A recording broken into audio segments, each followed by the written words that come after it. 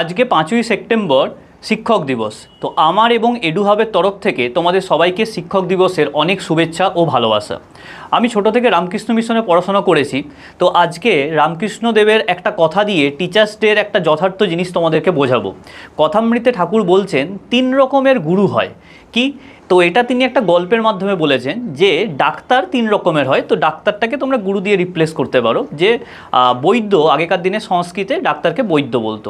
যে একটা হচ্ছে যে অধম বৈদ্য, মানে হচ্ছে যে নর্মাল আর কি টিচার। সে কি করবে, হচ্ছে রুগীকে ওষুধ দেবে এবং জাস্ট বলবে যে তোমরা ওষুধটা খেয়ে নিও, রুগী খেলো কি না সেটা কিন্তু টেস্ট করেও দেখবে না। দ্বিতীয় প্রকার বৈদ্য হচ্ছে মধ্যম বৈদ্য, ঠিক আছে। তো সে আর কি রুগীকে একবার জিজ্ঞেস করবে যে তুমি খেয়েছো, তো তোমার খেয়ে নিলে ভালো ওষুধ, না হলে সুস্থ হবে না, এরকম বলবে। আর তৃতীয় প্রকার এক ধরনের বৈদ্য আছে যারা কি করেন, রোগীকে জোর করে ওষুধ খাওয়ায়।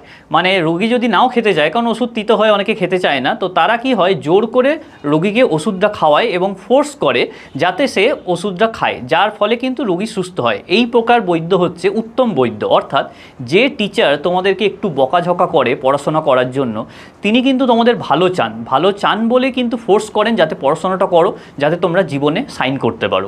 তো এইটুকুই শুধু বলার, যদি কখনো তোমাদের উপর একটু বকাবকি করি বা রাগারাগি করি, তার মানে কিন্তু তোমাদের ভালো চেয়ে কিন্তু এই জিনিসগুলো করা হয়। তো প্রত্যেকে ভালো থাকো, সুস্থ থাকো, পড়াশোনা করো এবং জীবনে অনেক বড় হও।